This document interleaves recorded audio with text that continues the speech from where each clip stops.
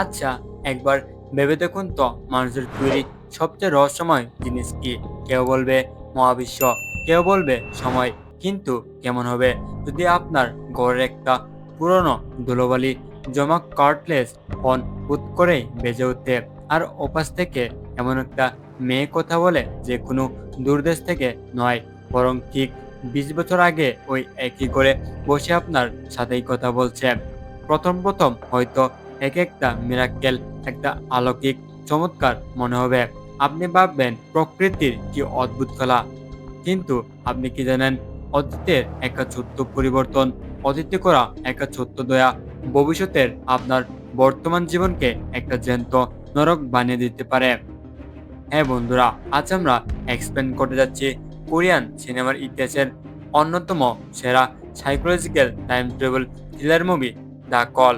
আজকের গল্পে কোনো সাধারণ সায়েন্স ফিকশন টাইম মেশিন নেই, আছে শুধু একটা রহস্যময় বন আর দুজন তরুণী, যার একজন অতীতে দাঁড়িয়ে বর্তমানকে পুতুলের মতো কন্ট্রোল করছে, আর অন্যজন বর্তমানে বসে নিজের অস্তিত্ব বাঁচানোর জন্য প্রতি সেকেন্ডে লড়াই করছে।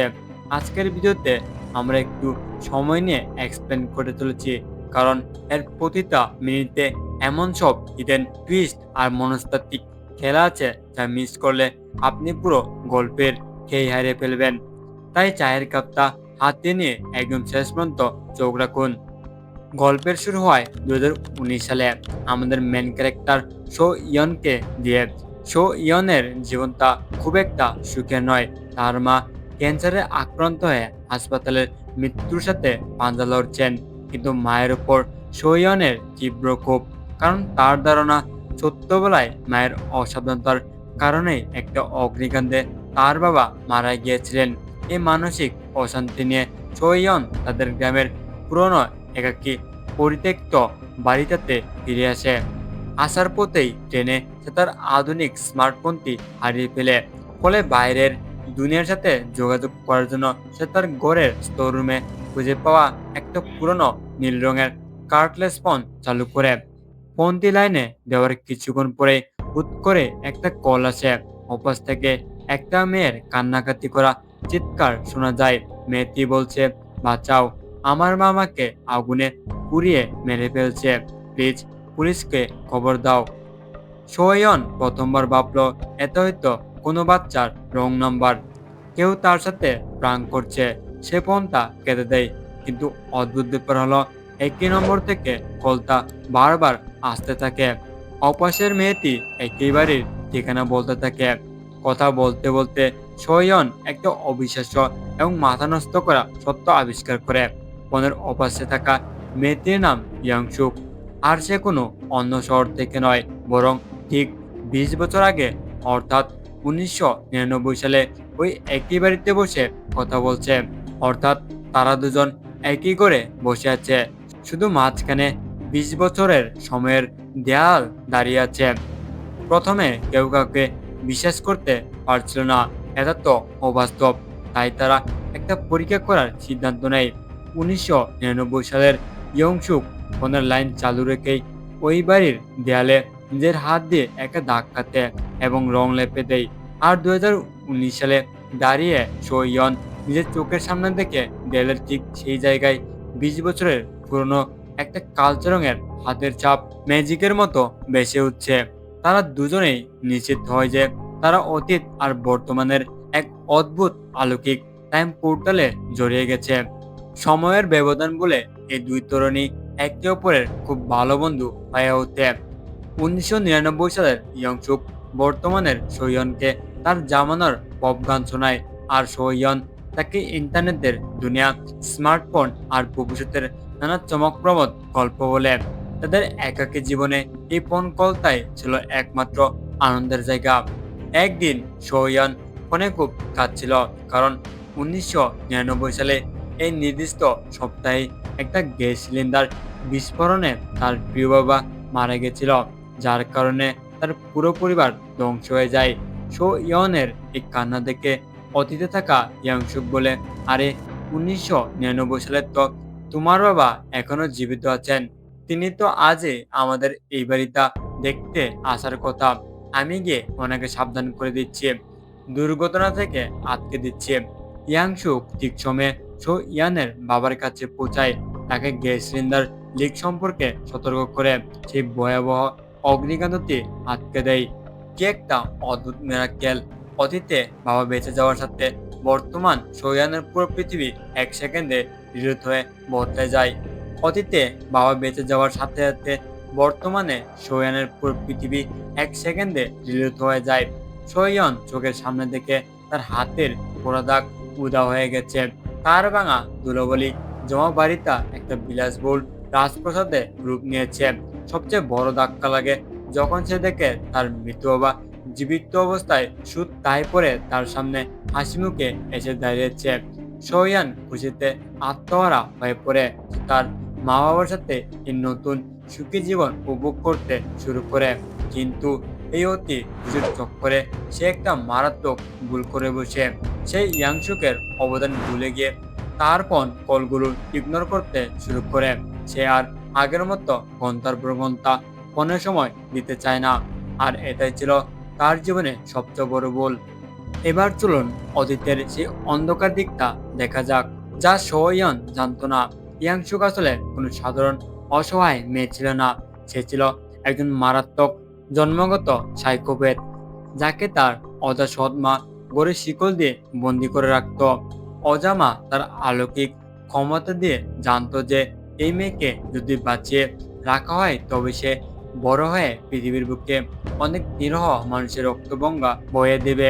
তাই মা রিচুয়াল বা তন্ত্রমন্ত্রের মাধ্যমে তাকে প্রতিনিয়ত টর্চার করত এবং একদিন মেরে ফেলার পরিকল্পনা করছিল।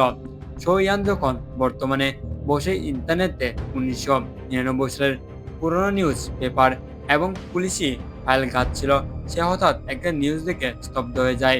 নিউজে লেখা আজ রাতেই ইয়াংসুকের সৎমা তাকে একটা রিচুয়ালের সময় খুন করে ফেলবে।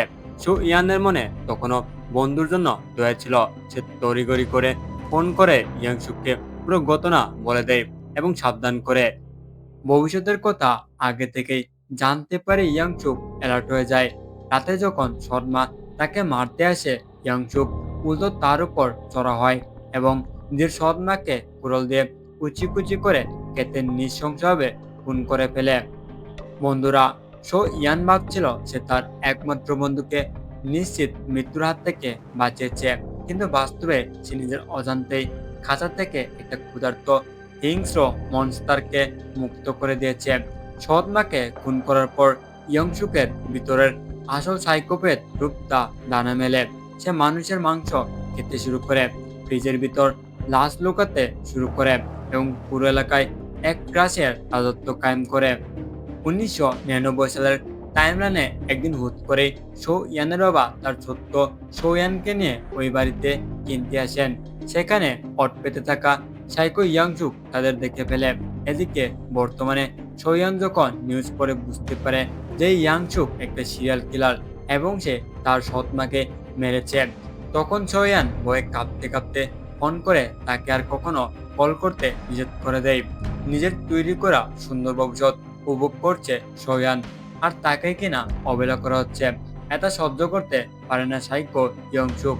সেই হিংস্র গলায় বলে, তুই আমার কল ধরবি না, আমার উপকার ভুলে গেলি, দাঁড়া, তোর ভবিষ্যৎ আমি কিভাবে ছাই বেনে দিচ্ছি দেখো। সে 1999 সালে ইয়ানের বাবাকে ঘরের ভিতর বন্দি করে ফেলে এবং ছোট্ট ইয়ানের গায়ে ফুটন্ত গরম পানি ঢেলে টর্চার করতে শুরু করে। বর্তমানে থাকা বড় ইয়ান যন্ত্রণায় মাটিতে লুটিয়ে পড়ে চিৎকার করে ওঠে, আর সে নিজের চোখের সামনে থেকে তার মসৃণ শরীরের চামড়া পুড়ে খসখসে হয়ে যাচ্ছে। অতীত পরিবর্তন হওয়ার সাথে সাথে তার বর্তমান শরীর এবং স্মৃতিও বদলে যাচ্ছে। ইয়াংসুক ইয়ানকে ব্ল্যাকমেল করে বলে, পুলিশ যাতে আমাকে ভবিষ্যতে ধরতে না পারে ঠিক কেসের ফাইল তুই ইন্টারনেট থেকে খুঁজে আমাকে বলবি।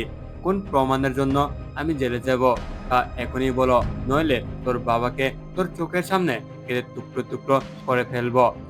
ইয়ান তার বাবাকে বাঁচাতে বাধ্য হয়ে ইন্টারনেটের পুলিশি ফাইল দেখে সব তথ্য ইয়াংসুককে দিয়ে দেয়। কিন্তু তথ্য পাওয়ার পর চতুর সাইকো ইয়াংসুক ইয়ানের বাবাকে আর বাঁচিয়ে রাখে না। সে তাকে নির্মমভাবে খুন করে, আর সাথে সাথে বর্তমানে সোয়েনের চোখে সামনে থেকে তার জীবিত বাবা আবারও বেনিশ হয়ে যায়। বিলাসবহুল রাজপ্রাসাদটা এক সেকেন্ডের মধ্যে আবারও একটা ভুতুড়ে ধুলোবালি জমা পরিত্যক্ত ধ্বংসস্তূপে পরিণত হয়। শো ইয়ান আবারও একা হয়ে যায়। শো ইয়ান বুঝতে পারে এভাবে শুধু কেঁদে লাভ নেই, এই মনস্টারকে অতীতেই থামাতে হবে, নইলে সে বর্তমানে তাকে বাঁচতে দেবে না। সে প্রতিশোধ নেওয়ার জন্য একটা চাল চালে। সে 1999 সালের একটা কেমিক্যাল ফ্যাক্টরির গ্যাস বিস্ফোরণের পুরনো নিউজ খুঁজে পায় এবং ইয়ংসুককে মিথ্যা কথা বলে একটা লোক দেখিয়ে ওই নির্দিষ্ট সময়ে ফ্যাক্টরিতে পাঠায়। কিন্তু আমাদের সাইকো কিলার এতই চতুর যে সে শেষ মুহূর্ত সে মরণ ফাঁদ থেকে বুদ্ধি জুড়ে বেঁচে ফিরে এবং সোয়ানের উপর তার রাগ 100 গুণ বেড়ে যায়। এবার ইয়াংসুকের মেন টার্গেট হয় 1999 সালের শো ইয়ানের ইনোসেন্ট মা। শো ইয়ানের মা যখন তার ছোট্ট মেয়েকে খুঁজতে ওই মরণ ফাঁদ বাড়িতে ভিতরে ঢুকে, তখন বর্তমানে বসে বড় শো ইয়ান ভাঙা ফোনটা দিয়ে তার মাকে লাইনে পায়। সে চিৎকার করে কাঁদতে কাঁদতে বলে, মা, ওই ঘর থেকে এখনই পালাও। তোমার পাশে যে মেয়েটা দাঁড়িয়েছে ও মানুষ নয়, ও একটা রাক্ষস। ও বাবাকে মেরে ফেলেছে, ও তোমাকেও মেরে ফেলবে। শুরু হয় অতীত আর বর্তমানের এক শ্বাসরুদ্ধকর, গা শিউরে ওঠা লড়াই। 1999 সালের অন্ধকার বাড়িতে সোহেনের মা মেয়ের জীবনের শেষ রক্তবিন্দু দিয়ে সে সাইকো মেয়ের কুড়ালের আঘাত থেকে নিজেকে এবং নিজের ছোট্ট বাচ্চাকে বাঁচানোর জন্য লড়াই করতে থাকে। আর 2019 সালে দাঁড়িয়ে বড় সোয়ান দেখে তার হাতের চারপাশের ঘরের দেয়াল আর আসবাবপত্র প্রতি সেকেন্ডে চেঞ্জ হচ্ছে।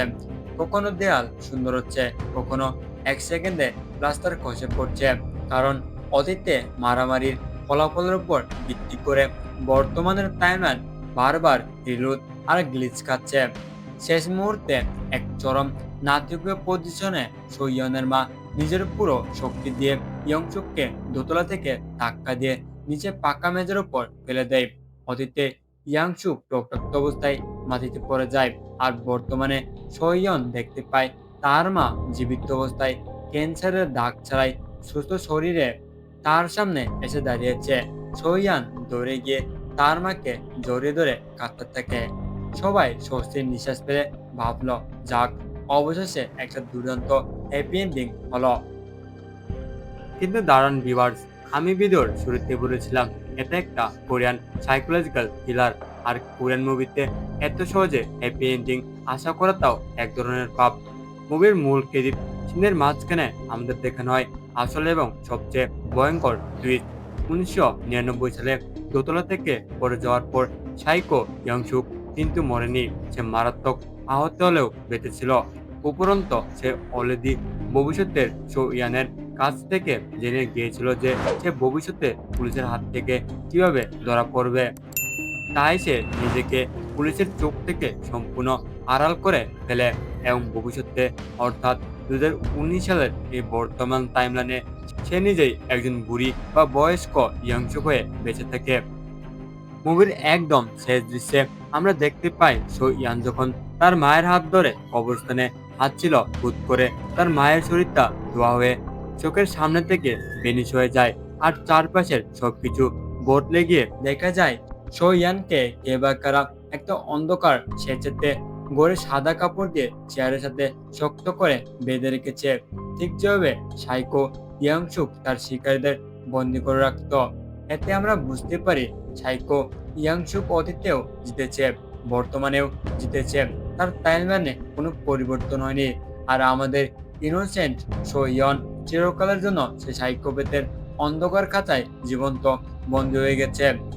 অতীত নিয়ে খেলা করার পরিণতি কতটা ভয়ঙ্কর আর নিষ্ঠুর হতে পারে তা এই মুভিটি প্রমাণ করে দিল।